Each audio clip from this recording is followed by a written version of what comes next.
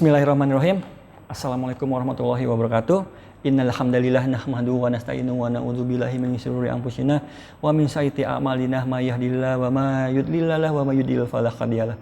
Asyhadu an la ilaha illallah wa asyhadu anna Muhammadan abduhu wa rasuluh.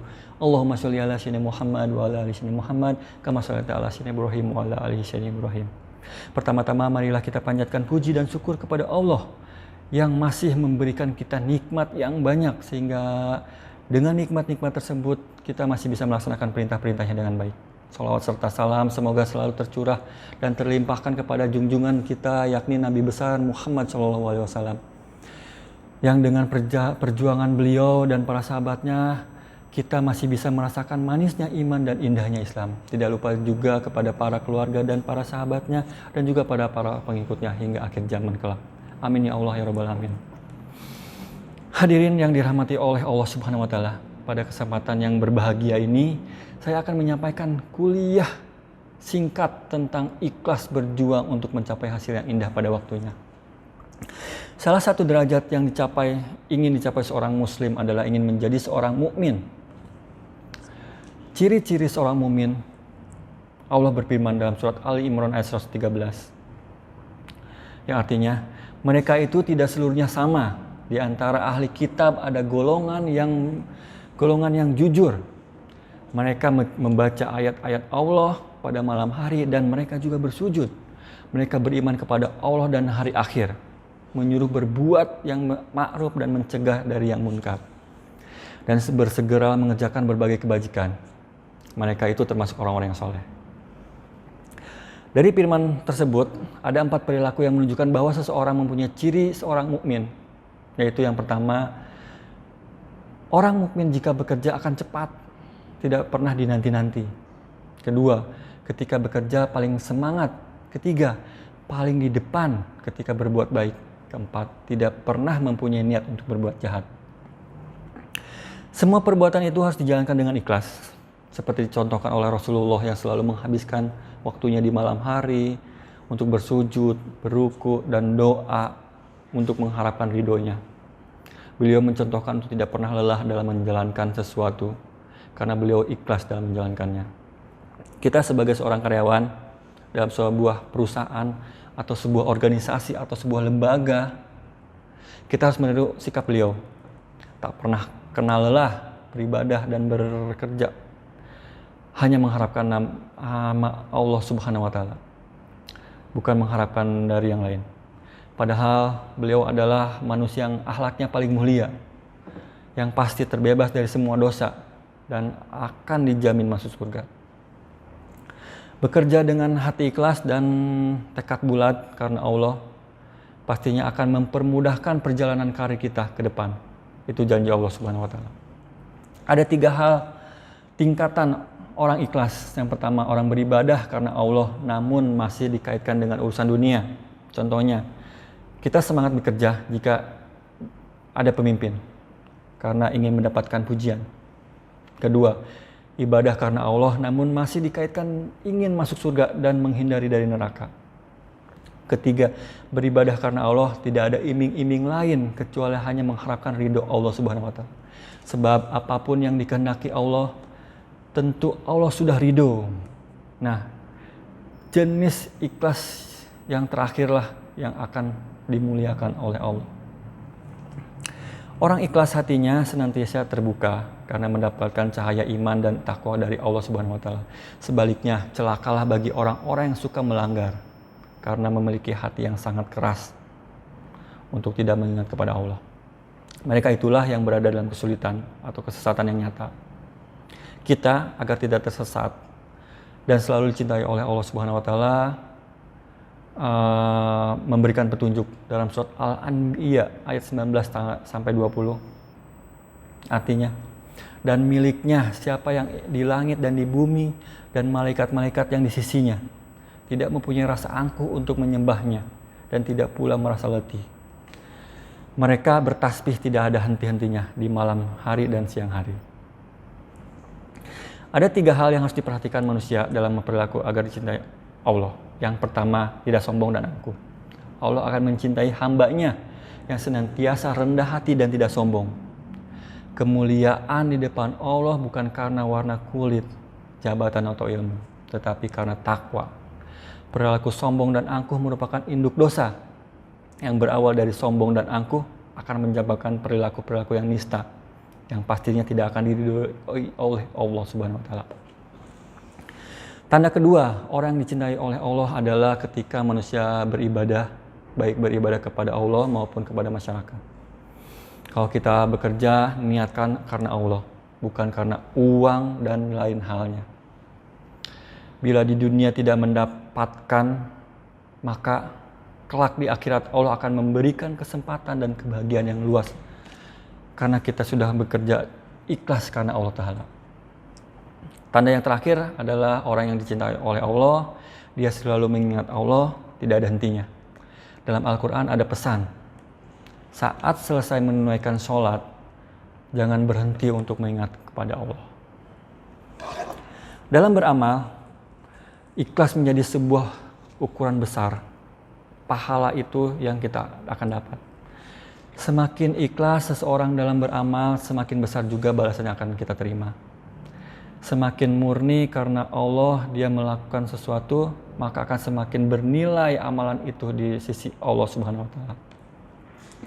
Setelah kita memahami arti ikhlas, maka marilah kita mulai memupuk dan melatih diri kita untuk ikhlas dalam segala hal.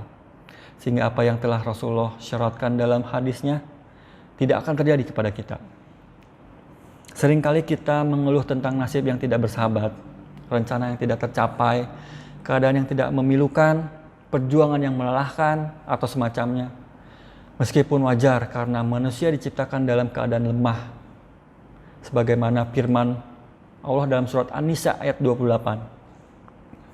Dan manusia diciptakan bersifat lemah.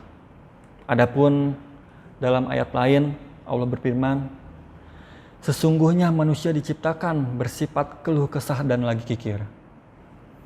Apabila ditimpa kesusahan, ia berkeluh kesah, dan apabila ia mendapat kebaikan, ia amat kikir.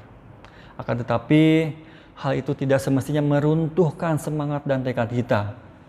Seharusnya memotivasi kita agar lebih giat berusaha dan tentunya menerima segala konsekuensi atas perjuangan kita.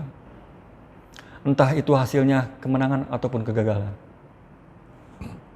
Dalam kalimat, segala sesuatu itu ada waktunya. Jika kita sesuaikan dengan bahasa anak zaman sekarang yang sangat akrab kita sering dengar di telinga kita, yaitu semua akan indah pada waktunya. Kalimat tersebut memiliki makna bahwa seseorang akan mendapatkan apa yang ia perjuangkan dan usahakan pada waktunya yang tepat. Akan mendapatkan indah yang tepat pada waktunya. Tentunya dengan usaha dan kesabaran, maka ia akan mendapatkan yang dicita-citakan.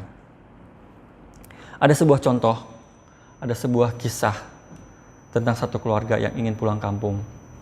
Mereka tidak sabar ingin pulang kampung. Menuju kampung mereka ada dua jalur.